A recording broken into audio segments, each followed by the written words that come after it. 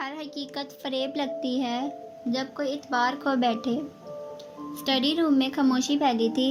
نوشیروان بھی اسی خاموشی کا حصہ بنا لبوں پہ مٹھی رکھے میز کے اس طرف بیٹھے ہاشم کو دیکھ رہا تھا، جو بہت انہماک سے فائل کے صفحے کو پڑھ رہا تھا۔ اسے آج آفس دیر سے جانا تھا، اس لیے وہ رات والے لباس میں تھا۔ تیسری دفعہ پوچھ رہا ہوں سعدی کب آئے گا؟ وہ بیزار ہونے لگا تھا۔ تو مقدس خاموشی کو توڑا۔ ہاشم نے صفحہ پلٹا، پھر نگاہ اٹھا کر اسے دیکھا۔ کیا اس کے انتظار میں تم تمام رات نہیں سوئے؟ اس نے شیرو کی ہلکی گلابی آنکھوں کو دیکھ کر کہا تھا۔ شیرو کا اوپر کا سانپ اوپر اور نیچے کا نیچے رہ گیا، رنگت ذرا پھیکی ہوئی۔ سویا تھا مگر بہت دیر سے، اس نے گڑبڑا کر کہا، پھر بغور ہاشم کے تاثرات دیکھے اور پھر سے فائل میں مصروف ہو گیا تھا۔ لاکھ شاطر سہی، اتنی جلدی ہاشم کو شک نہیں ہو سکتا تھا کہ وہ پھر سے ڈرگس پہ آ گیا ہے۔ موبائل بجا۔ ہاشم نے انگلی سے بٹن دبایا اور بولو کہتے ہوئے فائل کا دوسرا صفحہ پلٹا۔ اس کے پاس اتنی فرصت بھی نہ تھی کہ موبائل کان سے لگاتا۔ اس کی سیکرٹری کی آواز گونجی، سر، میں نے سعدی یوسف کو کال ملائی تھی۔ وہ رک گئی۔ ہاشم نے پین سے اس صفحے میں کچھ انڈر لائن کیا۔ حلیمہ، میں اگلے کتنے منٹ تمہارے بولنے کا انتظار کروں گا؟ سوری سر، انہوں نے کہا کہ وہ مصروف ہیں، ان کو اپنا شیڈیول دیکھنا پڑے گا۔ آج تو ناممکن ہے، اگلے ہفتے میں ان کو دوبارہ کال کر کے پوچھوں۔ اگر وہ رکی، پھر جلدی سے بولی، اگر ہاشم بھائی کو مجھ سے ملنے کا اتنا شوق ہے تو اوکے۔ ہاشم نے بٹن آف کیا اور صفحے پہ 2 الفاظ کے گرد دائرہ لگایا۔ وکالت سارا الفاظ کا کھیل ہی تھا۔ شیرو کے ماتھے پہ بل پڑ گئے تھے۔ ایٹیٹیوڈ دکھا آپ نے اس کا، بدتمیز انسان، خود کو سمجھتا کیا ہے؟ ہاشم نے تخاوت سے سر نفی میں ہلا کر شیرو کو دیکھا۔ تم کب بین السطور باتیں پڑھنا سیکھو گے نوشیروان؟ وہ جو میں پڑا ہوا آگے ہو کر بیٹھا کچھ اور بھی کہنا چاہتا تھا، حیرت سے رکا۔ اس کی اس بات کا کیا اور مطلب ہوگا؟ کیا تم سعدی کو نہیں جانتے؟ وہ بدتمیزی نہیں کر رہا، وہ مجھ سے ملاقات کو ٹال رہا ہے۔ مگر وہ کیوں ٹالے گا؟ جب اس کو کوئی مدفن ثبوت ملے گا تو وہ سب سے پہلے میرے پاس آئے گا۔ صاف بات ہے، اس سے میری فائلز نہیں کھولیں، بغیر ثبوت کے وہ میرا سامنا نہیں کرنا چاہے گا، اور فائلز کو کھولنے کے لیے اسے وقت چاہیے، اور اگر اس نے فائلز کھول لی نہیں کھلیں گی۔ ہاشم نے اطمینان سے کہتے ہوئے وہ فائل سٹینڈ پر رکھے پلندے پہ ڈالی اور لیپ ٹاپ اپنے قریب کیا۔ سعدی کبھی بھی کمپیوٹرز کے ساتھ اچھا نہیں تھا۔ میرے کمپیوٹر کی ہارڈ ڈرائیو کو وہ اپنی کسی ڈرائیو سے ریموٹلی ایکسس تو کر سکتا ہے، مگر فائل پہ لگے تالے کھولنے کے لیے وہ ایسے پروگرامز استعمال کرے گا جو تالا توڑ نہیں سکتے۔ مگر اس میں باری باری ہزاروں چابیاں لگا کر دیکھتے ہیں کہ شاید کوئی چابی لگ جائے، اور جب آدھے سفر میں بھی تالا نہیں کھلتا تو فرسٹریشن کا شکار شخص زور زور سے چابی گھماتا ہے، اور اس کے بعد پتہ ہے کیا ہوتا ہے شیرو؟ وہ ہلکا سا مسکرایا۔ غلط چابی تالے میں ٹوٹ جاتی ہے، اور ٹوٹی چابی والا لوگ پھر صحیح چابی سے کھولنے کے قابل نہیں رہتا۔ اور اگر تمہاری گلستان سعدی ختم ہو چکی ہے تو میں کام کر لوں؟ شیرو ماتھے پہ بل لیے اٹھا، میز پہ ہاتھ دھرا، اپنا موبائل بھی اٹھایا۔ ادھر اس نے اپنے موبائل کو دیکھا، ادھر ہاشم نے اس کی نگاہوں کو۔ پھر ہاشم نے سنجیدگی سے ہاتھ بڑھایا، فون دو۔ شیرو نے نہ سمجھی سے فون اسے پکڑایا۔ ہاشم نے اسکرین کو چند دفعہ دبایا۔ یہ سعدی کا نمبر ہے۔ اسکرین شیرو کو دکھائی اور فون پھر اپنے سامنے کر لیا، اور یہ ہو گیا سعدی کا نمبر ڈیلیٹ۔ دوبارہ اسکرین لہرائی۔ نوشیروان کا منہ کھل گیا۔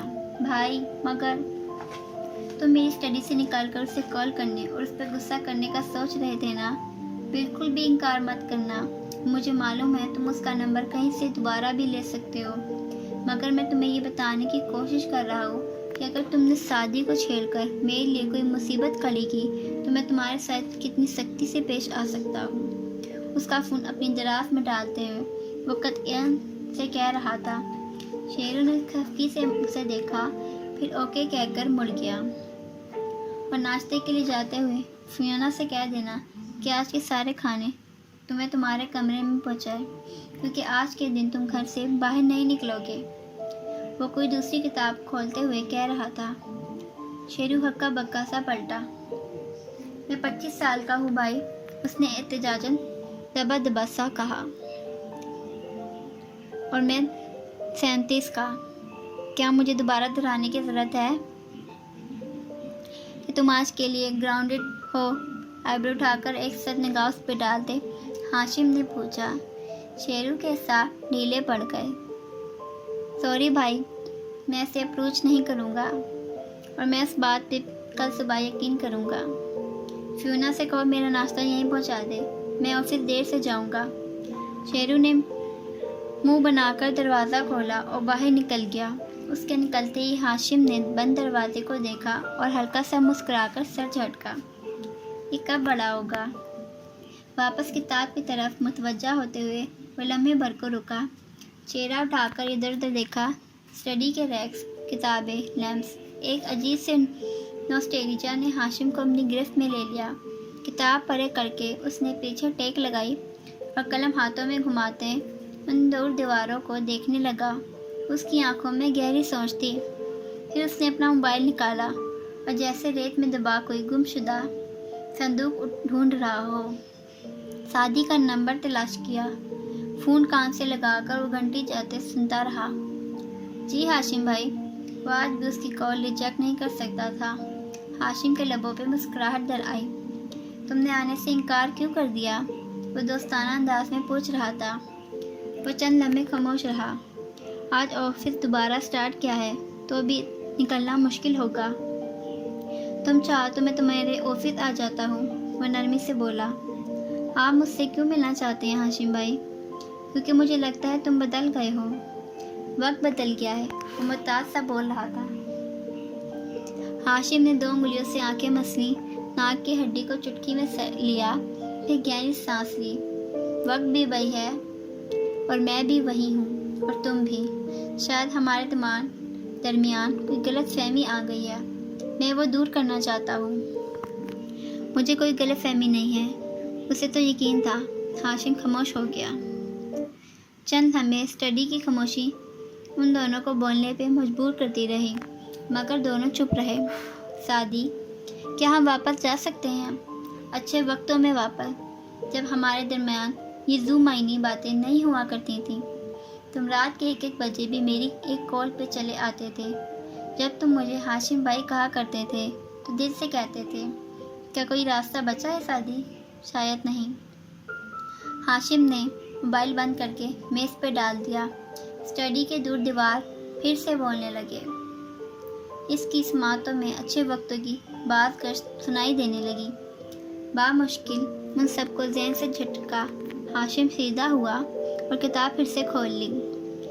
دوسری طرف اپنے آفس میں لیپ ٹاپ کے سامنے سوچ میں گم بیٹھا سعدی ابھی تک موبائل کو تک رہا تھا۔ پھر وہ بھی ہر چیز کو ذہن سے جھٹکتا سیدھا ہوا اور لیپ ٹاپ قریب کیا، گردن اونچی کر کے آگے پیچھے کا جائزہ بھی لے لیا اور پھر اپنا پروگرام دیکھا جو ابھی تک چل رہا تھا۔ ناکامی در ناکامی، اسے شدید فرسٹریشن ہوئی۔ مختلف سے انداز میں چند ایک کیز دبائیں، پروگرام سے ایک ساتھ 2-3 کام کروانے کی کوشش کی اور اسکرین پہ جلتا بجھتا نشان جگمگانے لگا۔ اس نے دوبارہ چھیڑ چھاڑ کی اور پروگرام کرپٹ ہو گیا۔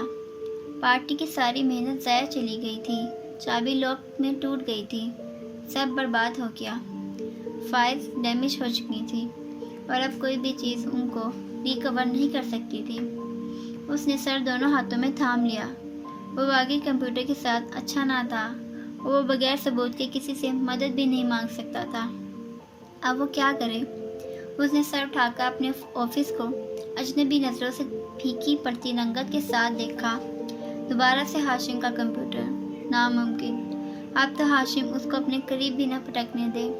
اور ایک وقت تھا جب اس نے یاد کرنے کی کوشش کی، اچھے وقتوں کی ساری کہانیاں فضا میں آج بھی ان مٹی نشانیوں سے لکھی تھیں۔